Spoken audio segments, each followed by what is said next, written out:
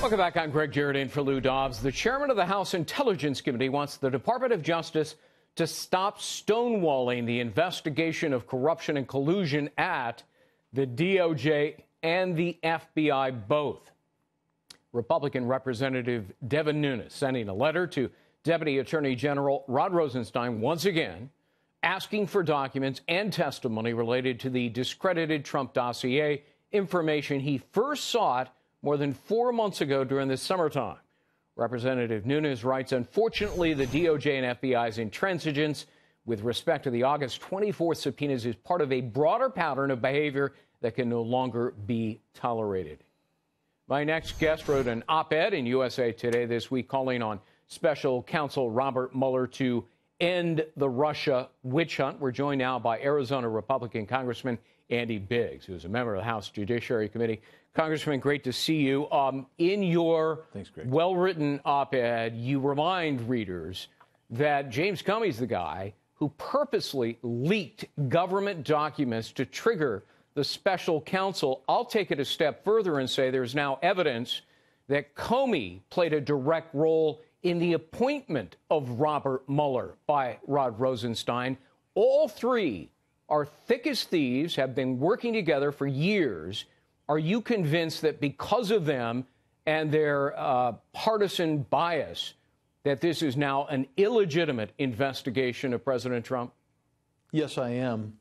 We first called on on Mueller to step down 6 months ago in June because we had indicia that this had happened. But now it is, as you said, there's no doubt here. Mr. Comey orchestrated this thing with his former protege, Rod Rosenstein, and to get his mentor, Robert Mueller, appointed as special counsel. This special counsel investigation probably would never have unfolded but for the fact that Mr. Comey, when he was director of the FBI, gathered some evidence. He wrote a memo, and then when he was going on his way out, he leaked it to a buddy who he knew would get it placed in the media.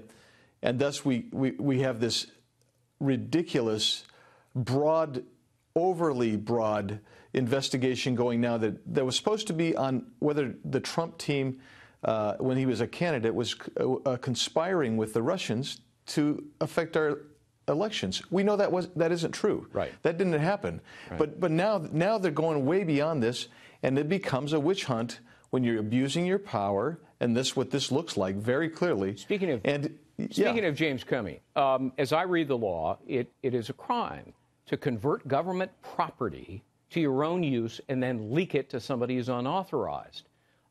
And especially if the documents that Comey allegedly took with him contain classified material. Shouldn't there be a criminal investigation of James Comey? And if he broke the law, he should be prosecuted. Well, I don't disagree with that at all. I agree with it 100%. But here's your problem. The people who are number 2 in command at the DOJ is Rod Rosenstein. Right. And he's pals with these guys. He's pals with these guys. You had Andrew McCabe, who just is now finally being forced out, but he's going to retire with full benefits, et cetera. He was a big player on the FBI side. So you get this incestuous, this interlocking group of senior officials in our top law enforcement in the country. And you wonder why people are saying, hey, there's something wrong there. And there is something wrong there. And as you pointed out in the tease, Devin Nunes is saying, look, you've been stonewalling us. We want this information. Give it to us. You smell a cover-up? Oh, yeah, absolutely I do. I mean, which is why Rosenstein has been stonewalling, right? He doesn't want to hand over evidence that might discredit not only himself, but the entire investigation. Oh, absolutely. When we had them in the Judiciary Committee, I asked Rosenstein repeatedly for things. Everybody else in the committee did, and it was constantly, well, we're being, being investigated by the Inspector General, et cetera.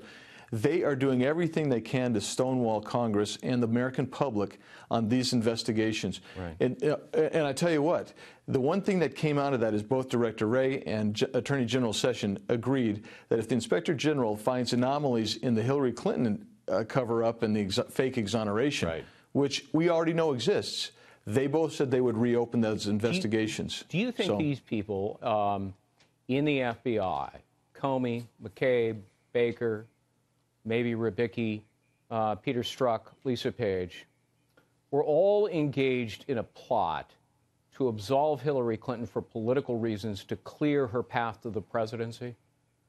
It sure looks that way. And that's why I think they're not giving us all the evidence that we asked for. And that's obstruction of justice, isn't it, Congressman? Well, it's interference with the due administration yes. of justice for a reason other than law and facts, but for political reasons. That's obstruction. That is correct. And the fact is, Congress is trying to get that information, and they're stonewalling us. They're stoning us, and they're keeping us from getting that information, which prevents us from giving it over to. But who are we going to give it to? Sure. We don't prosecute it. It should go to the Department of Justice. Well, who's it going to go to?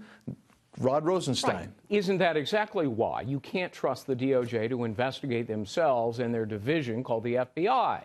This demands a second special counsel, somebody who is neutral, fair, and impartial to evaluate all of this and bring criminal charges where appropriate.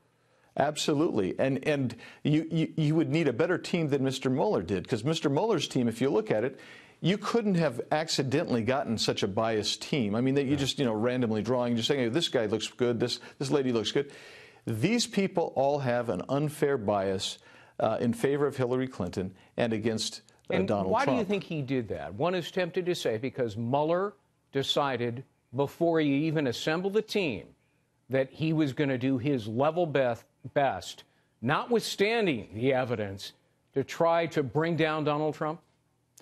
It sure looks that way. I mean, we don't have the evidence all put together because they're kind of stonewalling us. But, I mean, why else would you have Strzok and Page? Why else would you have half the team that's still there that needs to go? He needs to clean out. He's not going to clean out, so somebody's got to clean it out. Yeah. And basically, that's why I say they should just pull the plug. This investigation is so tainted, whatever they get out of it is not going to be credible. And the taint is reinforced by the fact that last July, when Mueller first learned about Peter Strzok's anti-Trump text messages, he didn't go to Congress and tell them about it. Congress kept asking and asking, why did you dump Peter Strzok? And Mueller wouldn't say, and neither would Rosenstein. And doesn't that speak volumes that they were trying to hide something they knew would discredit what they were doing? Oh, absolutely. I think that questions were starting to be asked about June, about what was going on. This is going on. They didn't find out through their own internal vetting process. They found out through the Inspector General. Right. They found out through FOIA requests. And then people are saying, well, they did the right thing. They've transferred them. Well, how much damage did Peter Strzok and Lisa Page do before they were finally booted from the case? Congressman, we got to leave it at that. Congressman Biggs, thank you so much. Appreciate your editorial, your op-ed. We encourage people to read it.